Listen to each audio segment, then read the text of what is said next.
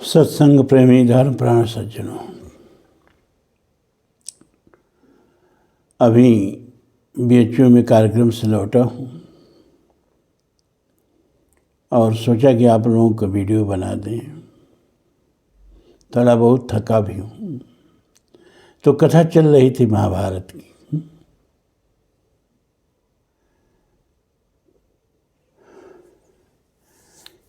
दुर्योधन ने देखा कि पांडव तो हर कला में, हर गुण में हमसे आगे बढ़े चढ़े।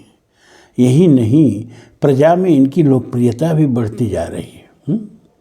और प्रजा का आग्रह है कि युधिष्ठिर को ही युवराज बनाया जाए, क्योंकि राज्य तो युधिष्ठिर के पिता का था, पांडु का था। लेकिन जब पांडु बीमार रहने लगे तो स्वास्थ्य लाभ के लिए वन में चले गए और राज्य धृतराष्ट्र को दिया गया। यद्यपि धृतराष्ट्र बड़े थे पांडु से, लेकिन अंधा होने के कारण उनको राज्य नहीं मिला। लेकिन जब पांडु अपनी पत्नी कुंती और माद्री के साथ वन में चले गए, अभी बच्चे नहीं हुए थे, तो वह राज्य धृतराष्ट्र को दे दिया गया। लेकिन दुर्योधन से युधिष्ठिर बड़े थे, पहले पैदा हुए थे।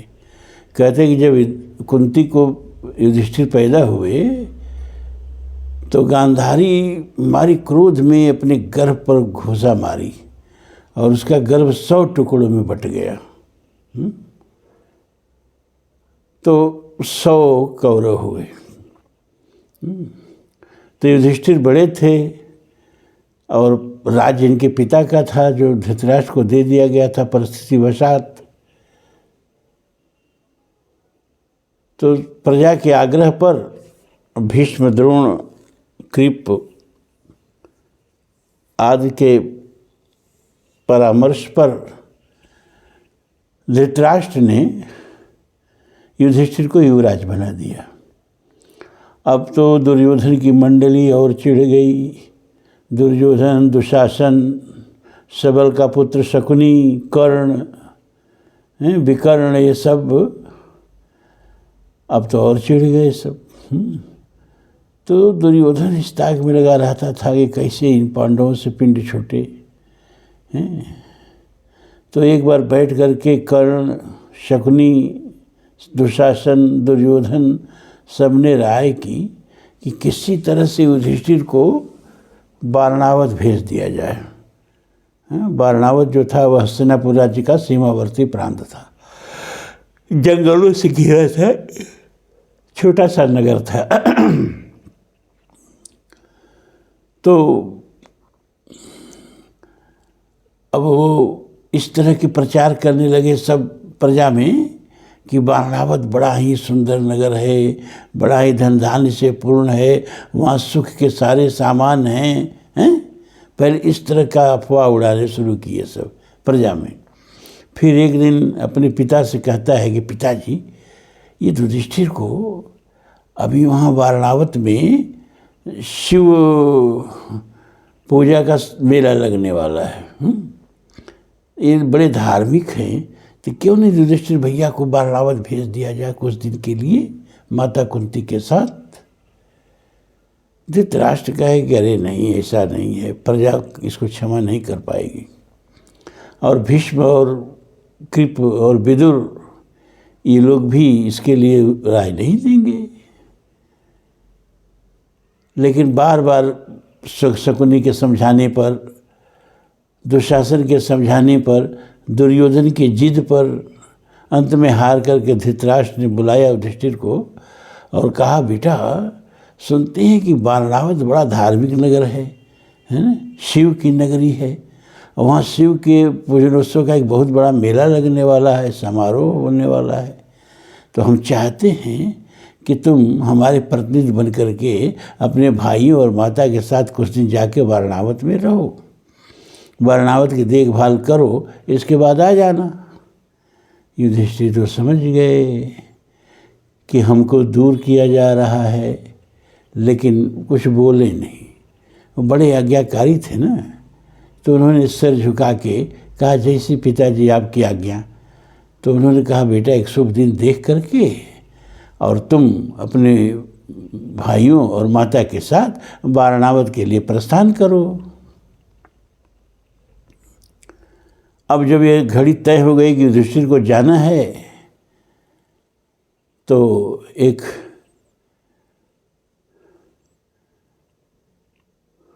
पुरोचन नाम का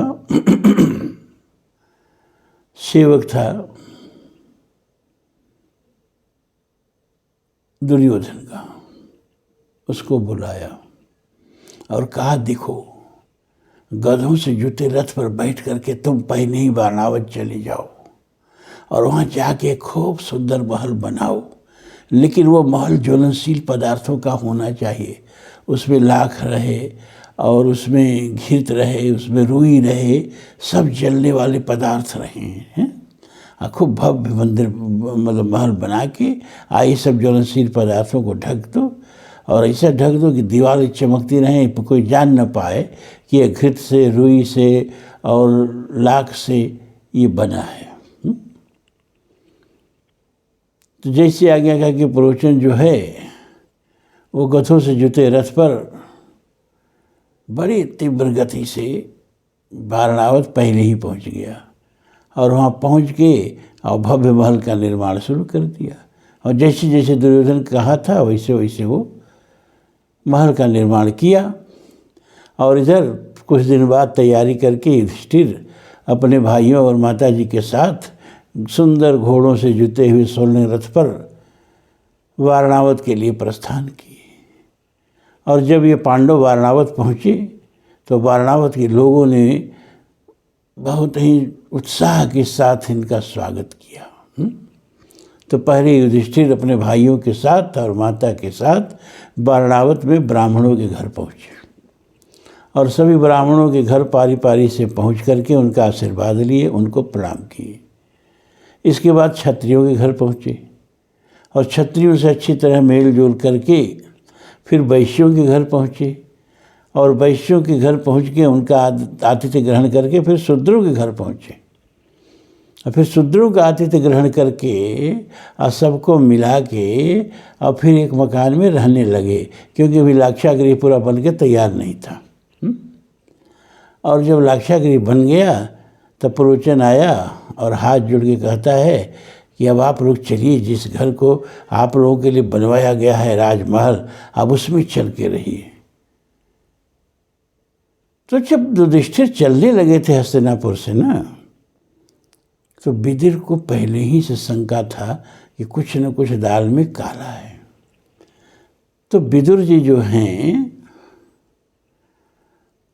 वो संकेत में मलिच्छ भाषा में, जिस भाषा को खाली विदुर जी जानते थे, युधिष्ठिर जानते थे, चारों भाई भी नहीं जानते थे, उस भाषा में समझा दिया कि देखिए आपको मारने का प्लान बनाया गया है और वो जो भवन है ना वो लाख से बना हुआ है, ज्वलनशील पदार्थों से बना हुआ है, तो आप लोग ज़रा सावधान रहना और आगे का सारा कार्य हमारे ऊपर छोड़ दो।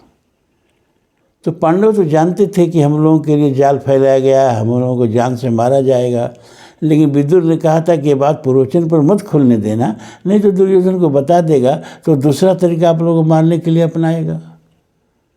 तो पांडव ऐसे पुरोचन के साथ रहने लगे जैसे उनको कोई शंका संदेह नहीं हो। और पुरोचन बड़ी विनम्रता के साथ उनके साथ रहता, उनके सेवा करता, लाक्षागृह में ले आया और रात दिन उनके सेवा में लगा रहा। तो जब नीच आदमी बहुत विनम्रता के साथ आपके साथ पेश आए ना, तो तुलसीदास जी कह रहे हैं कि तब सावधान हो जाना, जान लो कि बहुत बड़ा खतरा है। नवन नीच कै अति दुखदाई, अजिम धनु अंकुश उर्ग बिलाई, भयदायक खल कै प्रिय बानी, अजिम अकाल की कुसुम भवानी। धनुष जब तक सीधी है उसे कोई खतरा नहीं है, धनुष झुकी बाण छूटा, प्राण छूटा। कांटा सीधा गड़ जाए तो कोई प्रॉब्लम नहीं, निकल जाएगा, लेकिन कांटा अगर टेढ़ा है और गड़ गया तो फिर बहुत कष्ट देगा। सांप है, उरग, उरग माने सर्प, सर्प जब तक फन काढ़े है तब तक कोई खतरा नहीं है, लेकिन जहाँ झुका, आप जान जो डसने के लिए झुका है। और बिल्ली जब शिकार पर झपटती है ना तो पहले झुकती है। इसी तरह से दुष्ट, नीच, खल अगर आपके सामने बड़ी विनम्रता से पेश आएँ, झुक के पेश आएँ, तो आप समझ लेना ये आक्रमण करेगा, ये धोखा देगा, ये खतरा देगा। तो विरोचन बड़ा विनम्रता के साथ पांडवों के साथ रहता था, तो पांडव समझ जाते थे कि अभी बहुत कुछ गड़बड़ करने वाला है।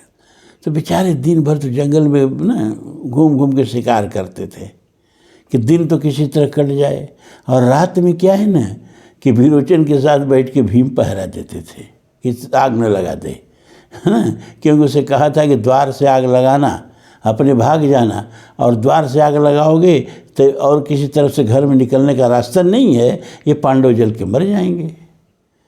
तो विदुर ने एक दिन एक अपने गुप्तचर को भेजा, वो आकर के युधिष्ठिर से कहा कि हमें विदुर ने भेजा है और पहचान के लिए जो आपसे गुप्त भाषा में उन्होंने बात की थी वो गुप्त भाषा हमें बता दी है और हम आपसे बता दे रहे हैं कि यही बात हुई थी।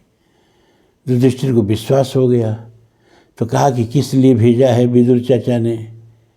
कहा उन्होंने कहा है कि उस घर में एक सुरंग बनाओ। मैं सुरंग बनाने में माहिर हूँ, और ये सुरंग जो है घर में जब आग लगेगी तो इस सुरंग से घुस के आप लोग दूसरे तरफ इसका निकास हो जाएगा, आप लोगों को आग जो है वो कुछ कर नहीं पाएगी। तो वो उस लाक्षागृह में अभी पुरोचन को पता नहीं चलना चाहिए, पुरोचन को, तो लाक्षागृह में सुरंग बनाया चोरी से, गुप्त से, और फिर उस सुरंग को ऐसा ढक दिया कि जैसे कि देखने पर न लगे कि हाँ सुरंग है। तो एक दिन क्या हुआ कि पांडवों ने अपने यहाँ ब्राह्मण भोजन रखा, सारे ब्राह्मणों को भोजन कराया, सब परिवार सहित ब्राह्मण आए, भोजन किए, फिर उनको बड़ा ही बहुमूल्य दक्षिणा दिया गया, सब भोजन करके चले गए। तो जहाँ भोज भात होता है ना, वहाँ स्वाभाविक रूप से पत्थर तो उठाने के लिए भील उल जुट जाते हैं। तो एक भीलनी और उसके 5 बच्चे, वो सब पत्थर तो उठाए और बहुत शराब पिए थे सब, तो भोजन करके वहीं लुढ़क गए सब, वही लाक्षागृह में ही सो गए सब। और भीम जो थे ना वो पुरोचन के साथ सोए। अब देखें कि जब पुरोचन सो गया है तो भीम ने क्या किया कि धीरे से जहाँ पुरोचन सोया था वहाँ आग लगा दी, और इसके बाद दरवाजे पर आग लगा दी, इसके बाद घर के चारों तरफ आग लगा दिया, और आग लगा के और उस सुरंग का पत्थर हटा करके और कुंती समेत 5 पांडव सुरंग से भाग निकले। और वो मकान धू धू करके महल जलने लगा। तो वारणावत के सारे लोग भाग के आए, लगे चिल्लाने, अरे अरे देखिए पुरोचन दुष्ट ने दुर्योधन के षड्यंत्र में शामिल होकर के पांडवों को मार डाला है। रात भर छाती पीटते रहे, चिल्लाते रहे, आग बुझाने का प्रयत्न करते रहे, लेकिन वो आग बुझने वाली तो थी नहीं। और वो बेचारी भीलनी, उसके 5 बच्चे और पुरोचन सब जल के उसी में राख हो गए। और चारों तरफ ये संदेश पहुंचा कि पांडव जल गए, पांडव तो जल के मर गए। और इधर सुरंग जो है ना एक नदी के किनारे निकलती थी, उस सुरंग से निकल करके, और विदुर ने पहले ही वहाँ एक केवट को नाव के साथ नियुक्त किया था, और उस नाव पर बैठ करके ये लोग दूसरे किनारे पर पहुँच गए। और इसके बाद कथा आगे चलेगी, है ना। अब आज हम बहुत थके हैं, तो आज हम इस कथा को, चूँकि नागा न हो, और कल हमको जाना है गांव पर। अब वहाँ नेट की क्या हालत रहेगी, अगर वहाँ नेट मिला तो फिर हम आगे का वीडियो बनाएंगे, और नहीं तो फिर पुराने वीडियो को भेजेंगे। लेकिन आप लोग अपना क्रम भंग मत करिएगा। देखिए आप लोगों के प्रति हम कितने समर्पित हैं कि 3 बजे गए हम और 8 बजे के लगभग कार्यक्रम ख़त्म हुआ। अभी भाग के आए, वीडियो बनाने बैठ गए, अब खाना बनाएंगे क्योंकि आज परिवार हमारा नहीं है, आप लोग जानते हो। तो इस मेहनत का फल यही है कि आप लोग भी प्रमाद छोड़ के, आलस छोड़ के रोज़ सत्संग पर आके बैठ जाया करें।